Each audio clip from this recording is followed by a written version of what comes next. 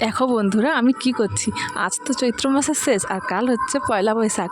আর আমাদের এদিকে নিয়ম আছে না, পয়লা বৈশাখের ভোরে উঠে একদম ভোর 4টার সময় উঠে আগুন ধরানো। তাই আগুন ধরানোর জন্য তো খড় লাগে, নেড়া লাগে। তো সেই জন্য খড়গুলো রোদে দিয়েছিলাম। তাই এখন তো বিকেলে খড়গুলো সব এক জায়গায় জমা করছি।